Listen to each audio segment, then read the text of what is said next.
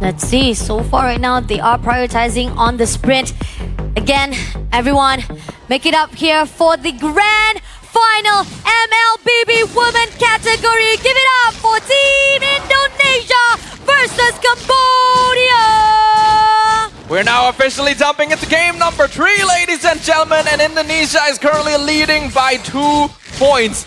A single victory in this game is all it will take for defending champions to once again claim the throne and the crown. Can Cambodia be the rock in their path? The rock that is so big that they cannot move at all. This is a mountain that they need to climb through to get to the other side. But somehow, Team Indonesia, the more they try to climb, the more higher the mountain they are putting out against Team Cambodia. And looking on the draft-wise, I feel like starting up earlier on is definitely not going to be easy for Team Cambodia compared to all the 2 drafts that they've done. When they actually had that 2 draft, they know for a fact they can be confident early games as well as the mid game.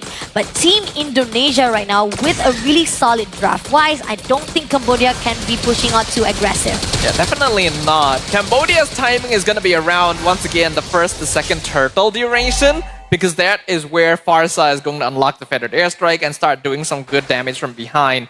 If they can set up good catches with Ue, then that Elan is going to be a very important player for Cambodia. It's basically their best bridge from the early into the late game.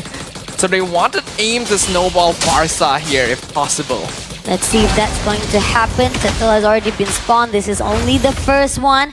Seems that Vival is already taking her hands, trying to actually drag out a little bit of the lifetime of the turtle. Moshi goes in for the backline, just going one-on-one with Fumieko, but it's going to be a win for Vival to get that turtle. Great win, especially with the Urta Rampant, just denies any movement coming up from Team Cambodia. Again, when it comes to pressure, Indonesia will deny it. Well, as expected, Indonesia are the ones with the Fredrin this time around, so that means they can much more easily contest the first couple turtles. So it's perfectly fine for Cambodia to choose not to fight, though I do feel like they could have considered it at least. Vivian's going to be able to hit level 4 before Ue, it looks like, so Indonesia has provided some minions over to her, which means they want to try and maximize this timing where their opposing roam doesn't have their ultimate yet to maybe find a catch.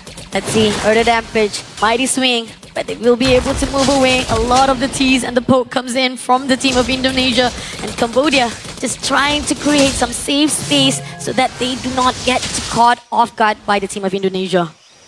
They play it safe. Cambodia can just generally avoid interacting with their opponents until the mid-game.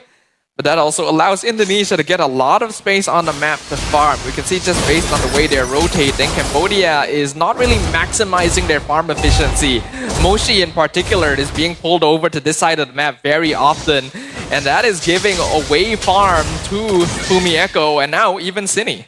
Even Cine right now just doing a lot of invasive attacks, giving a lot of pressure for Team Cambodia. This is back again to all of the games that we've seen for today.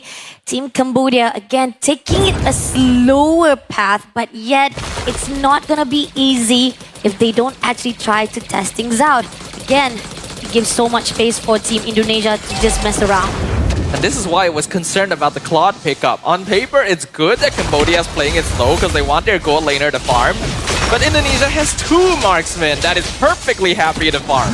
Coming on, already stealing up the buff as well, and Cambodia was just overlooking, doesn't want to even overextend themselves, and now come through with a tectonic charge as well. Gets 3, but somehow they managed to move away. Elan, just 1 more shot to go. Federer is already open. Elan will be taken out immediately. Moshi goes to a trade with Vival as well. So 1-1 right now for the team of Indonesia versus Cambodia. Now, I don't think it's very worth for Vival to trade for Elan there, because the jungler is going to have a higher value than the mid laner, especially with the turtle coming up. But I think Indonesia is also aware that Cambodia needs this Farsa to actually do something in order for them to have relevance at this stage of the game. So if you can just take it out of the equation entirely, then that's not actually too bad. And you're giving so much farm in the side lanes to your 2 marksmen.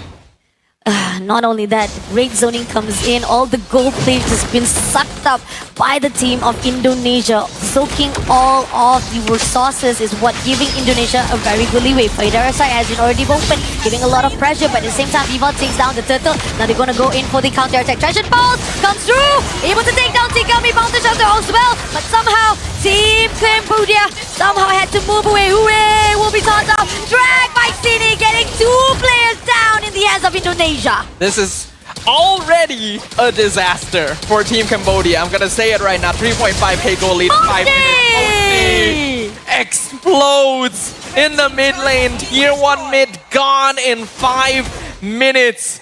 Indonesia is playing double marksman. They should be scaling, but they're winning right now. No, Elon, Feather Strikes straight away cancel out. Try to actually make sure clearing the way, but this is risky coming from Team Cambodia. Again, so much domination from the top lane to the mid lane, and now it's giving a lot of potential for Team Indonesia.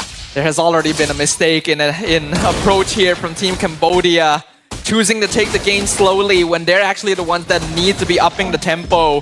This is one of the biggest gold leads we've seen this early in the series thus far. Jungle camps being stolen away because Vival is still relevant. Goes in for the tectonic charge. Over instruction pulse always pull through to the side of Team Cambodia. They will not be able to survive it out though. All the best CSS comes in. No, away goes to the front line. Will be shut down by Shell as well. Mountain Sharker comes through, but still, it is already 1P in the hands of Indonesia. The win condition of this lineup from Cambodia is heavily dependent on Tegami and Elan having a notable pressure on the map and remaining relevant so that Baobei can get her farm. But the total opposite has happened. There is basically no presence from this Yi Sun-shin and Farsa right now. And instead, it is the Kimi along with the Fredrin that is creating space. Indonesia are already on track. Dash to Baobei though.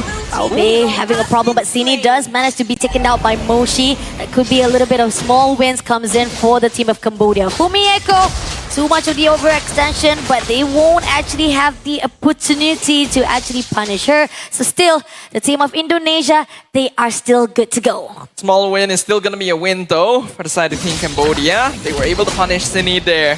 Indonesia though, no skin off their back really. Their main win condition is still going to be Shell on this Granger, who is probably scaling like crazy right now. Actually level 10, which is higher level than anyone on the side of Team Cambodia currently.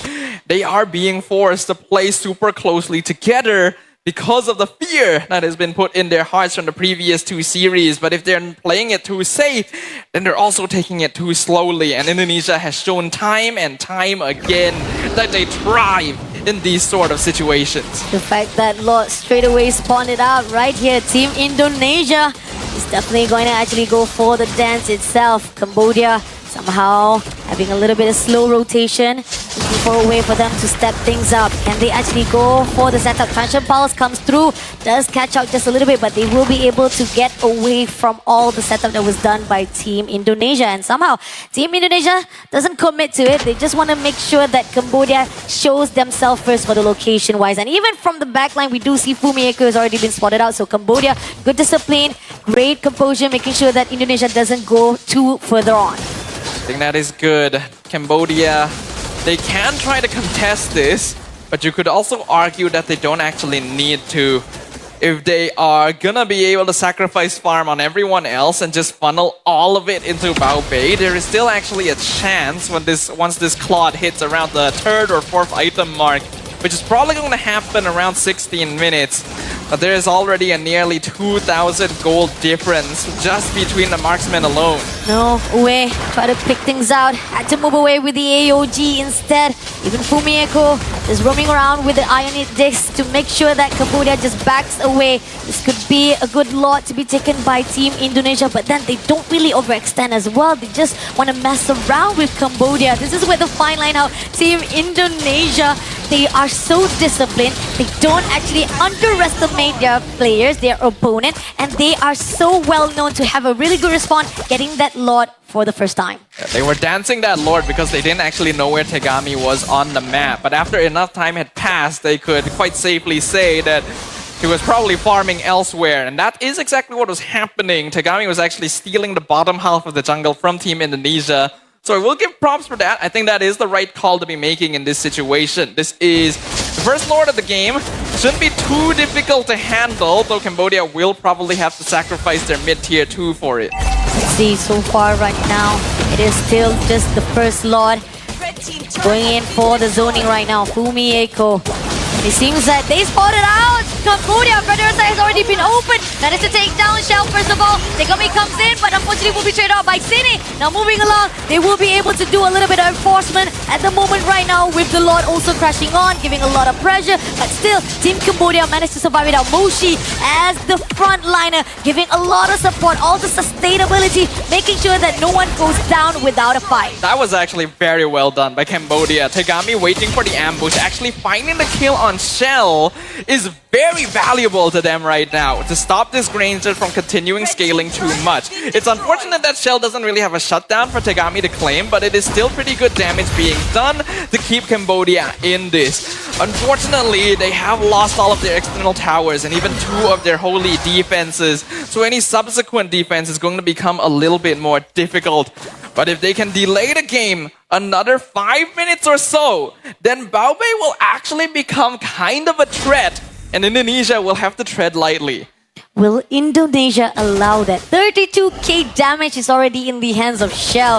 If Shell wasn't been dropped so quickly from the side of Team Cambodia, maybe they could have been turned things around for them. But then again, here's the thing, Indonesia, they're not going to allow that mistake comes through. They will definitely learn from it. They will cover things ground and they will be able to actually guard their MM properly this time. So far right now, with 50 seconds, the Lord is going to come off. Oh, Fumieko, overextension, but I don't think that's going to be a case though. They will be able to survive it out. So again, this is just a little bit of opening of the map location.